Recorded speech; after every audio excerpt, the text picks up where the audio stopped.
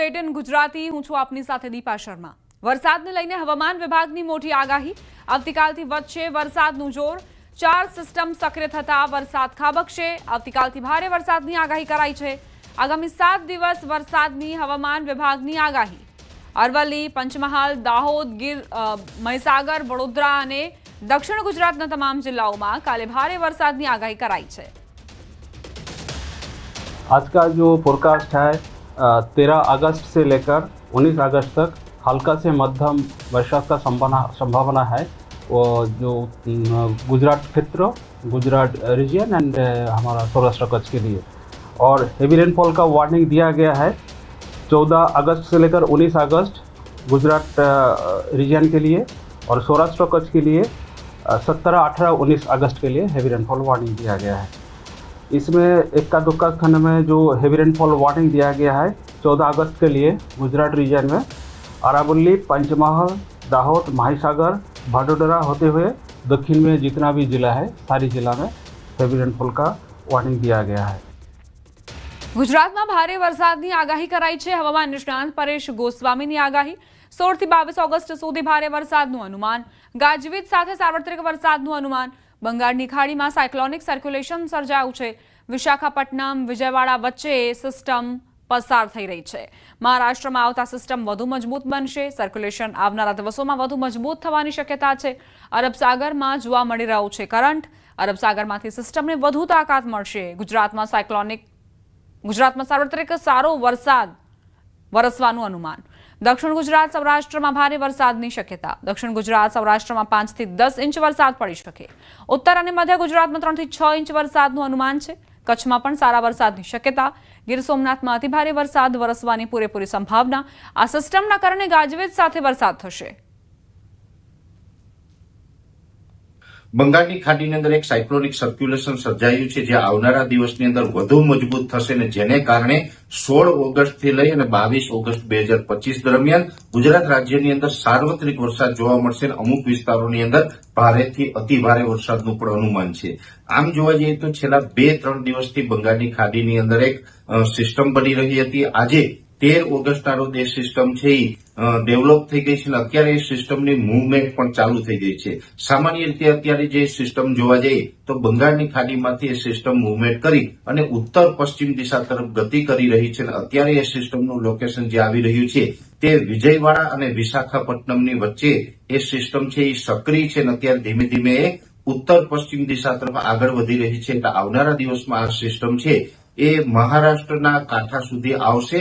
એટલે મહારાષ્ટ્ર ઉપર આવી અને આ સિસ્ટમ છે વધુ મજબૂત થશે। ગુજરાતની અંદર 80 થી 90% વિસ્તારોની અંદર સારા વરસાદોનું અનુમાન છે અને એમાં પણ દક્ષિણ ગુજરાત અને સૌરાષ્ટ્રના ભાગોની અંદર ભારેથી અતિભારે વરસાદો જોવા મળે તેવી શક્યતાઓ છે। એટલે ખાસ કરીને દક્ષિણ ગુજરાત અને સૌરાષ્ટ્રના ભાગોની અંદર 5 થી લઈને 10 ઇંચ સુધીના વરસાદોની શક્યતાઓ છે।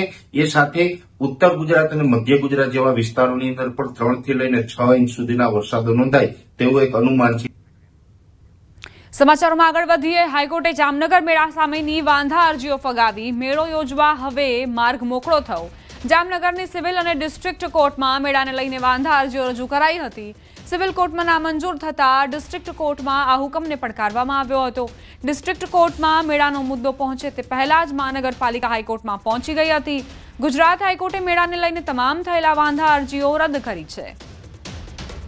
હાલ પૂરતું આ સંબંધે મહાનગરપાલિકા દ્વારા હાઈકોર્ટમાં એવી ખાતરી આપવામાં આવેલી હતી કે અમે એસઓપીના તમામ નિયમોનું પાલન કરી અને મંજૂરી મળ્યા બાદ જ અમે મેળો ખુલ્લો મૂકીશું અને તે તમામ હકીકતો ધ્યાને લઈને નામદાર ગુજરાત હાઈકોર્ટે વાદીના તમામ પ્રોસિડિંગ સામે સ્ટે ફરમાવેલ હોય એટલે આ કાનૂની ગૂંચનો અત્યારના હાલ પૂરતો આ રીતના અંત આવેલ છે। રાજકોટમાં આવતીકાલથી જન્માષ્ટમીના લોકમેળાનો પ્રારંભ થશે। 14 થી 17 ઓગસ્ટ સુધી આ મેળો ચાલશે। લોકમેળો લાખોની સંખ્યામાં લોકો અહીં ભાગ લેશે।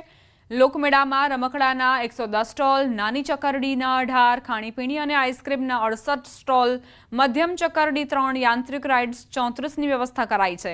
કેટલાક રસ્તાઓ ડાયવર્ટ કરાયા છે। રેસકોર્સ રિંગ રોડને જોડતા 8 રસ્તાઓ ડાયવર્ટ કરાયા, જેની પર વાહન ચાલકો માટે પ્રતિબંધ ફરમાવવામાં આવ્યો છે। 14 સ્થળોએ ફ્રી પાર્કિંગ, વાહન ચોરી અટકાવવા માટે પાર્કિંગમાં સીસીટીવી રખાશે। 2 ડીસીપી, 3 એસીપી, 15 પીઆઈ સહિત 1700થી વધુ પોલીસ જવાનો ખડે પગે રહેશે. 14 વોચ ટાવરમાં વિડીયોગ્રાફી અને સીસીટીવી કેમેરાથી સજ્જ. એનડીઆરએફ અને એસડીઆરએફની ટીમો મેળામાં તૈનાત રહેશે. ફાયરની ટીમ પણ સ્ટેન્ડ ટુ રહેશે. ભીડને કંટ્રોલ કરવા એઆઈ ટેકનોલોજીનો ઉપયોગ કરાશે. રાજકોટમાં મેળાની તૈયારીઓ પૂરજોશમાં ચાલી રહી છે. લોકમેળા અને શોભાયાત્રાને લઈને વિશેષ વ્યવસ્થા કરાઈ છે. રાજકોટ રેન્જના 5 જિલ્લાઓમાં વિશેષ બંદોબસ્ત ગોઠવાયો છે. રાજકોટ ગ્રામ્ય, સુરેન્દ્રનગર, મોરબી, જામનગર અને દેવભૂમિ દ્વારકા જિલ્લામાં 90થી વધુ જન્માષ્ટમીની શોભાયાત્રા નીકળશે. રાજકોટ રેન્જમાં તરણેતરના મેળા સહિત 44 નાના મોટા લોકમેળાને લઈને વિશેષ બંદોબસ્ત તૈનાત રહેશે. દરેક સ્થળે પોલીસનો ચુસ્ત બંદોબસ્ત તૈનાત રહેશે. સીસીટીવી કેમેરા અને ડ્રોનની મદદથી સર્વેલન્સ કરવામાં આવશે. એઆઈ ટેકનોલોજીની પણ મદદ લેવાશે. રેન્જ આઈજી અશોકકુમાર યાદવે લોકોને અપીલ કરી. ધાર્મિક કાર્યક્રમો લોકો શાંતિ અને સુરક્ષા સાથે ઉજવે તેવી અપીલ કરાઈ. સોશિયલ મીડિયામાં આપત્તિજનક પોસ્ટ ન મૂકવા પણ કહેવાયું છે. આપત્તિજનક પોસ્ટ મૂકનાર સામે કાયદેસરની કાર્યવાહી થશે. અને બંને જે જન્માષ્ટમી તેમજ લોકમેળા એ બંને બાબતમાં 5000થી વધારે પોલીસ કર્મચારીઓની એમાં બંદોબસ્તની ફાળવણી કરવામાં આવેલી છે. આપને મારફતે પણ પબ્લિકને પણ અપીલ કરું છું કે તમામ જગ્યા ઉપર ખૂબ જ પોલીસ જે ઇન્સ્ટ્રક્શન આપેલા છે તમામનું પાલન કરે, ટ્રાફિક નિયમોનું પાલન કરે, જેથી કોઈપણ વ્યક્તિને અકસ્માત અથવા બીજા કોઈ ટ્રાફિકનો અડચણ ઊભી નહીં થાય એ પ્રકારની વ્યવસ્થા કરવામાં આવેલી છે. તમામ જગ્યા ઉપર શાંતિપૂર્ણ રીતે તમામ જે વ્યવસ્થા કરવામાં આવેલી છે સરકારશ્રીની તમામ વ્યવસ્થાઓનું પાલન કરે, તમામ ટ્રાફિક નિયમોનું પાલન કરે, કોઈપણ જગ્યા ઉપર કોઈપણ પ્રકારની અફવા નહીં ફેલાવે, તમામ જગ્યા ઉપર સોશિયલ મીડિયા તેમજ તમામ પ્રકારના જે પોલીસના જે અધિકારી કર્મચારીઓ છે એ વ્યવસ્થિત તૈનાત કરવામાં આવેલા છે. કોઈપણ વ્યક્તિને કોઈપણ તકલીફ હોય તો જે તે જગ્યા ઉપર જે અમારા પોલીસ અધિકારી કર્મચારીઓ તૈનાત કરવામાં આવેલા છે એ તમામને કોન્ટેક્ટ કરી શકે છે અને પોતાની જે પણ રજૂઆતો હોય એનો શાંતિપૂર્ણ રીતે ત્યાં ઉકેલ લઈ શકે. ખેડા જિલ્લા દૂધ ઉત્પાદક સંઘ અને બ્રાન્ડ નેમ અમૂલની આગામી 10 સપ્ટેમ્બરે ચૂંટણી યોજાશે. અમૂલના 12 ડિરેક્ટરની ચૂંટણીને લઈને જાહેરનામું પ્રસિદ્ધ થતાં આચાર સંહિતાનો અમલ શરૂ થયો છે. ચૂંટણી અંગે માહિતી આપતા જિલ્લા કલેક્ટરે જણાવ્યું કે આગામી 20થી 28 ઓગસ્ટ સુધી 12 બેઠકો માટે ઉમેદવારી ફોર્મ ભરાશે. 29મીએ ફોર્મ પરત ખેંચી શકાશે. 30 ઓગસ્ટે માન્ય ઉમેદવારોની યાદી જાહેર કરાશે. જ્યારે 10 સપ્ટેમ્બરે મતદાન અને 12 સપ્ટેમ્બરે ચૂંટણીનું પરિણામ જાહેર થશે. ખેડા જિલ્લા સહકારી દૂધ ઉત્પાદક સંઘ લિમિટેડની ચૂંટણીની તારીખો જાહેર કરી દેવામાં આવી છે. જરૂર જણાયે મતદાન તારીખ 10 સપ્ટેમ્બર 2025ના રોજ આયોજિત કરેલ છે અને મતદાન બાદ તારીખ 12 સપ્ટેમ્બરના રોજ મતગણતરી આયોજન કરેલ છે. બનાસકાંઠા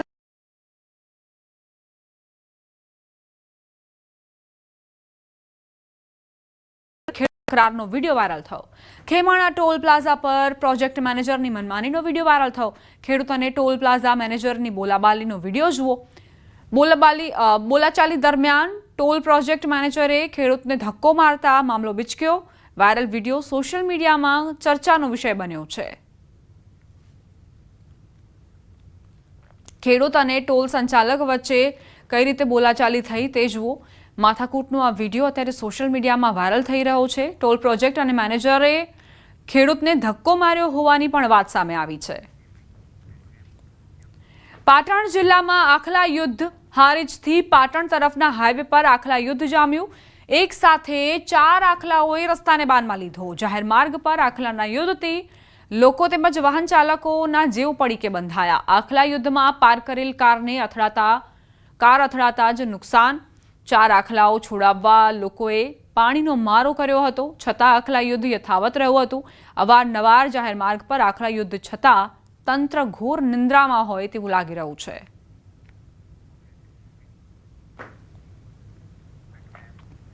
વલસાડ જિલ્લામાં ફરી એક વખત દીપડો દેખાયો. આ વખતે વલસાડના એક ગામમાં આંબાના ઝાડ પર રાત્રે આરામ કરતો દીપડો જોવા મળ્યો. દીપડાની હાજરીના કારણે ગામ લોકોમાં ભયનો માહોલ છવાયો છે. વલસાડના ચણવઈ ગામની કાઝી સ્ટ્રીટમાં રસ્તાની બાજુમાં દીપડો દેખાયો હતો. એક કાર ચાલક મોડી રાત્રે ઘરે પરત ફરતો હતો. એ વખતે જ રસ્તાની બાજુમાં આંબાના ઝાડ પર એક દીપડો આરામ ફરમાવી રહ્યો હતો. આ દ્રશ્યો જોઈ તેઓએ આરામ ફરમાવી રહેલા દીપડાના દ્રશ્યો મોબાઈલ કેમેરામાં કેદ કર્યા હતા અને આ વિડીયો અત્યારે સોશિયલ મીડિયામાં વાયરલ થઈ રહ્યો છે. ગામના છેવાડે દીપડાની હાજરીની જાણ થતાં જ લોકોમાં ભયનો માહોલ છવાયો છે.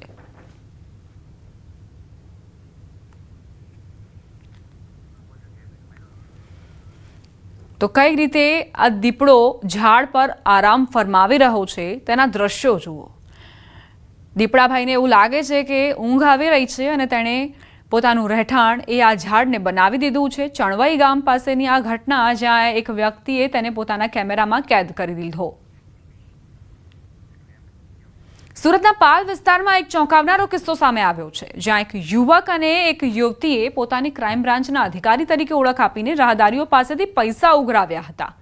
આરોપી ફૈનલ પટેલ અને ફુલસુમ બાનુ સોયબ ઇટવાલા રાત્રિના સમયે રોડ પર પસાર થનારા લોકોને રોકી તેમની પાસેથી લાયસન્સ અને વાહનના દસ્તાવેજો માંગતા હતા. જો કોઈ પાસે દસ્તાવેજ ન હોય તો તેમને પોલીસ સ્ટેશન લઈ જવાની ધમકી આપીને પૈસા વસૂલતા. ગત રાત્રે એક સ્થાનિક યુવક પોતાની બાઇક પર પસાર થઈ રહ્યો હતો ત્યારે આ બંનેએ તેને રોક્યો. દસ્તાવેજ બતાવ્યા છતાં તેઓએ યુવકને શંકાસ્પદ રીતે પૂછપરછ કરી અને નજીકની ગલીમાં લઈ જવાનો પ્રયાસ કર્યો. જોકે યુવક યેનકેન પ્રકારે છટકીને પાલ પોલીસે સમગ્ર વાત કહી હતી. પોલીસ જરા પણ મોડું કર્યા વગર બંને આરોપીને ઝડપી લાવી હતી.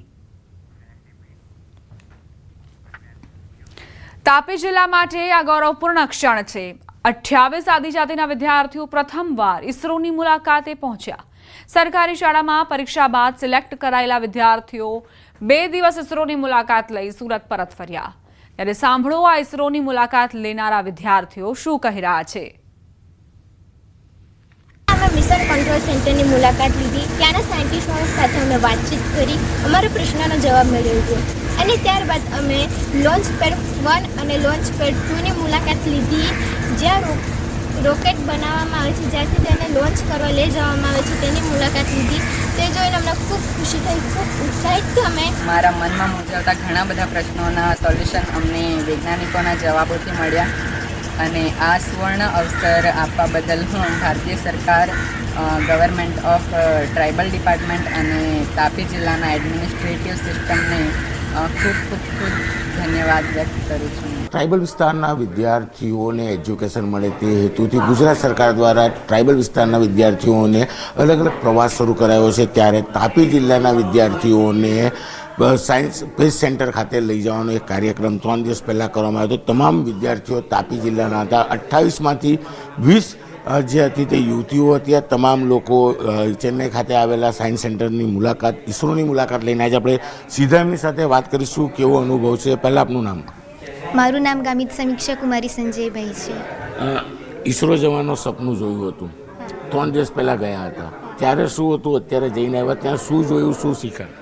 ત્યારે અમે જવાના હતા ત્યારે તો ખૂબ જ ઉત્સુક હતા અને અમને ત્યાં ખૂબ જ મજા આવી. અને અમે જવાના હતા એના પહેલાં અમારા મનમાં ખૂબ જ પ્રશ્નો ઉદ્ભવતા હતા અને અત્યારે એ પ્રશ્નોનું અમને સમાધાન મળી ગયું છે.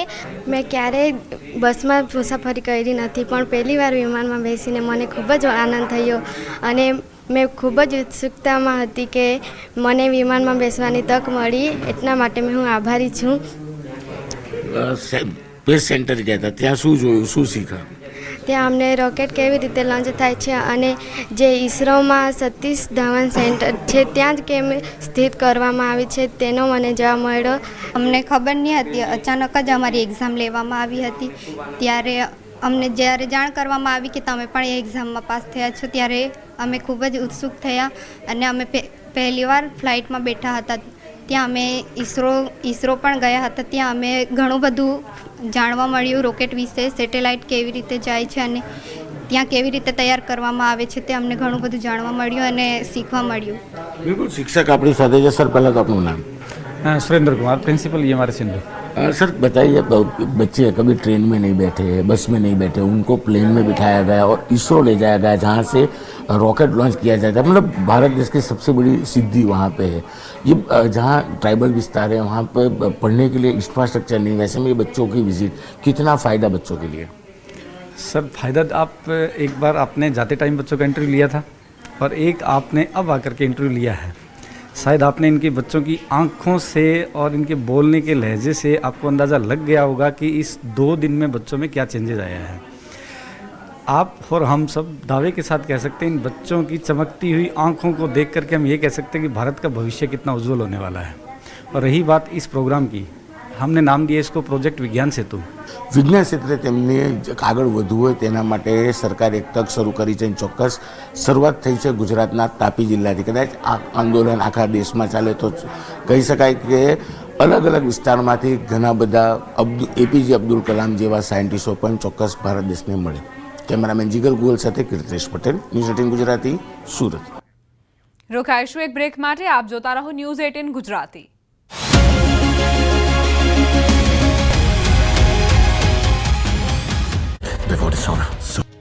વોટ ચોરી મુદ્દે દેશભરમાં કોંગ્રેસ દ્વારા વિરોધ કરવામાં આવી રહ્યો છે. દિલ્હીમાં રાહુલ ગાંધી સહિતના નેતાઓની પોલીસે અટકાયત કરી હતી, જે બાદ અમદાવાદમાં ગુજરાત યુનિવર્સિટી પાસે એનએસયુઆઈના કાર્યકરોએ બેનર સાથે વિરોધ કર્યો.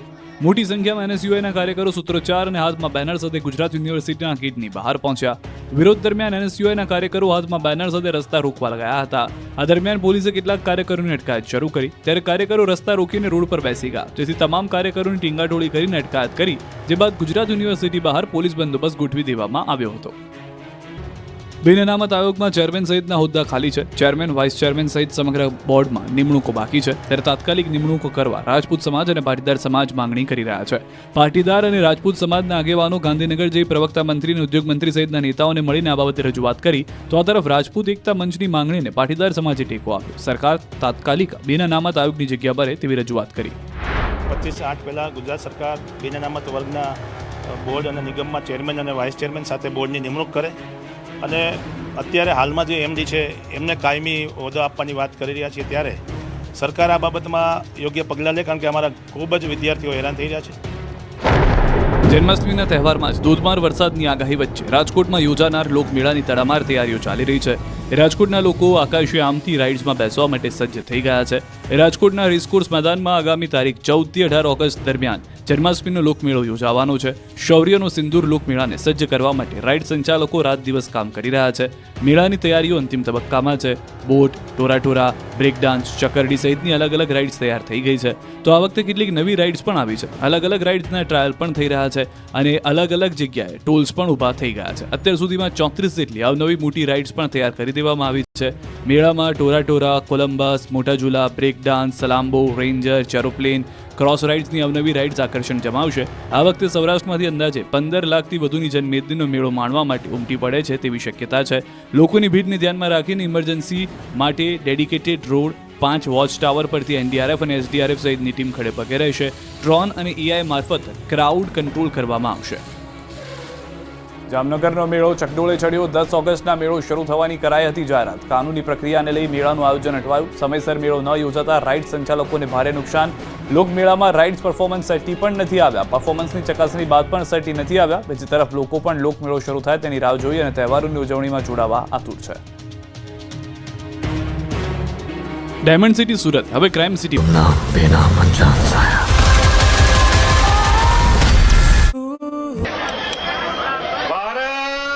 माता की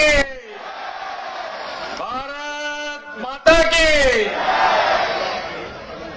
अमदावाद म्युनिसिपल कॉर्पोरेशन द्वारा आयोजित तिरंगा યાત્રા ક્રમમાં આપણી સૌની સાથે મંચ ઉપર ઉપસ્થિત મારા સાથી મંત્રી શ્રી ઋષિકેશભાઈ પટેલ, શ્રી જગદીશભાઈ વિશ્વકર્મા, શ્રી હર્ષભાઈ સંઘવી, અમદાવાદ મહાનગરપાલિકાના મેયર શ્રીમતી પ્રતિભાબેન જૈન, સાંસદ શ્રી હસમુખભાઈ પટેલ, શ્રી દિનેશભાઈ મકવાણા, મારા સાથી ધારાસભ્ય શ્રી પાયલબેન કુકરાણી, શ્રી અમિતભાઈ શાહ, ડોક્ટર હર્ષદભાઈ પટેલ, ડોક્ટર હસમુખભાઈ પટેલ, શ્રી બાબુભાઈ પટેલ, શ્રી અમુલભાઈ ભટ્ટ, શ્રી અમિતભાઈ ઠાકર, શ્રીમતી કંચનબેન રાદડિયા, શ્રીમતી દર્શનાબેન વાઘેલા, બાબુ બાબુસિંહ જાદવ, શ્રી દિનેશસિંહ કુશવા, કૌશિકભાઈ જૈન, શ્રી જીતેન્દ્રભાઈ પટેલ, શ્રી અલ્પેશભાઈ ઠાકોર, અમદાવાદ શહેર ભાજપ પ્રમુખ શ્રી પ્રેરકભાઈ શાહ, પૂર્વ સાંસદ શ્રી કિરીટભાઈ સોલંકી, પૂર્વ ધારાસભ્ય શ્રી પ્રદીપભાઈ, માયાબેન, રાકેશભાઈ, અરવિંદભાઈ, નિર્મલાબેન,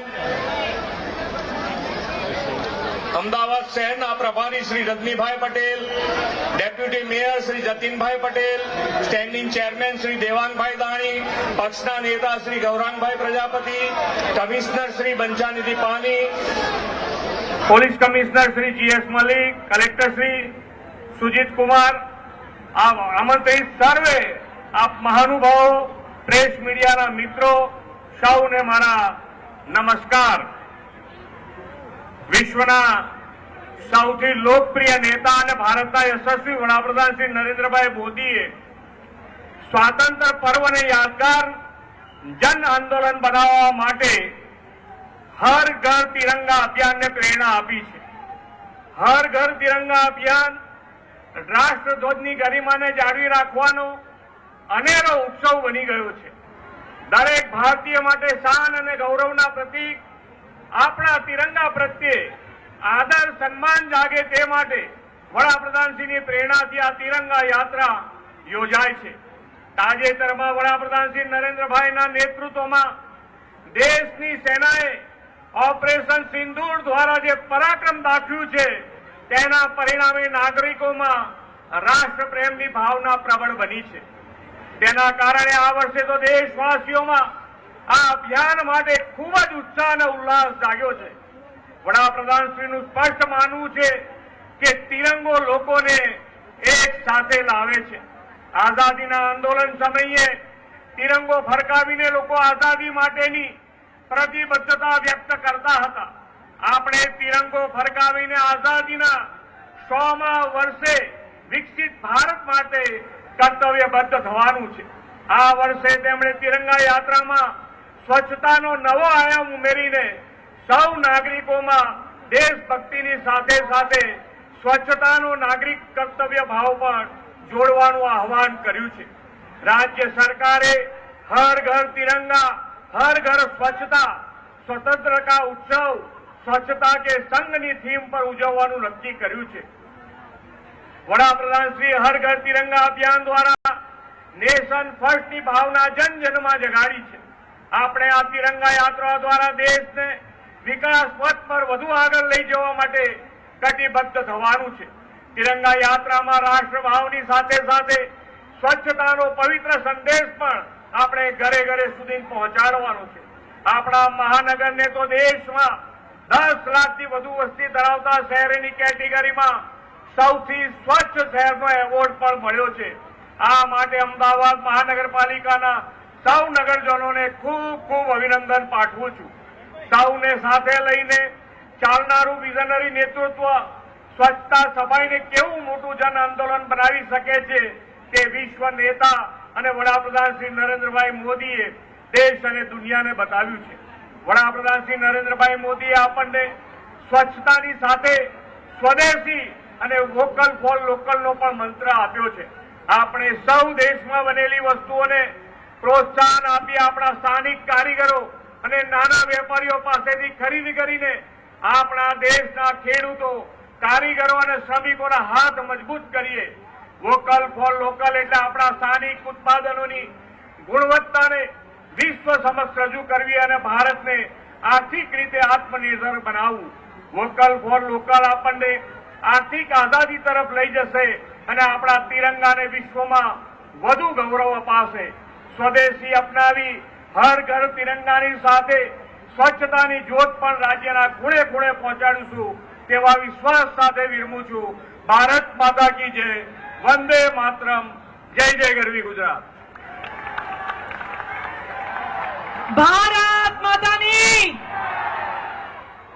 હવે માનનીય મુખ્યમંત્રી શ્રી દેશભક્તિ અને એકતાનું ભવ્ય પ્રતીક રૂપ આપણા વિશ્વ વિજય તિરંગાને ફરકાવી લહેરાવીને આ ભવ્ય તિરંગા યાત્રાને ધ્વજવંદિત પ્રસ્થાન કરાવશે.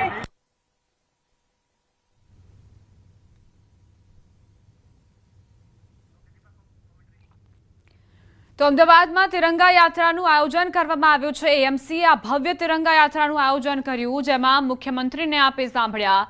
દરેક યુવાનોમાં, વિદ્યાર્થીઓમાં, બાળકોમાં દેશ ભાવના જાગૃત થાય તે જ હેતુથી આ તિરંગા યાત્રા યોજવામાં આવી છે. રાષ્ટ્રધ્વજને ફરકાવીને અને આ તિરંગા યાત્રાનો પ્રારંભ કરાવી રહ્યા છે મુખ્યમંત્રી ભૂપેન્દ્ર પટેલ. લોકોમાં ખૂબ જ ઉત્સાહનો માહોલ છે. 2 દિવસ બાદ 15 ઓગસ્ટે જ્યારે સ્વતંત્રતા દિવસની ઉજવણી થશે તે પહેલા ભવ્ય તિરંગા યાત્રાનું આયોજન અમદાવાદમાં કરવામાં આવ્યું છે. આપણે સૌ નગરજનો દેશની સેવામાં સમર્પિત થઈ આ તિરંગા યાત્રામાં માનભેર સન્માનભેર જોડાઈશું.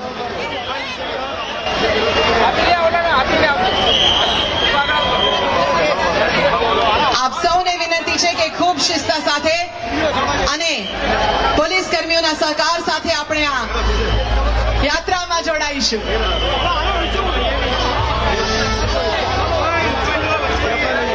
ફરી એકવાર એક સુરમાં ભારત માતા કી.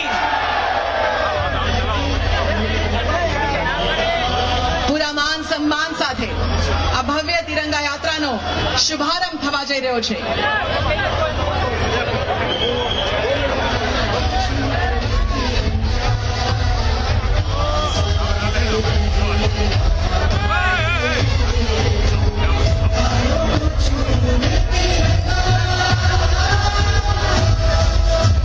ભારતની આન, શાન અને બાન તિરંગો વિશ્વવ્યાપી આપણા તિરંગાને લહેરાવીને માન્ય મુખ્યમંત્રી શ્રી, માન્ય મંત્રીશ્રીઓ, માન્ય મેયરશ્રી અને સર્વે મહાનુભાવોએ આ ભવ્ય યાત્રાનો શુભારંભ કર્યો છે. અહીંયા ઉપસ્થિત અત્યારે સર્વ નગરજનોના હૃદયમાં અભૂતપૂર્વ માન સન્માન પોતાના દેશ માટે, પોતાના દેશના સન્માન સમા પ્રતિક આપણા તિરંગા માટે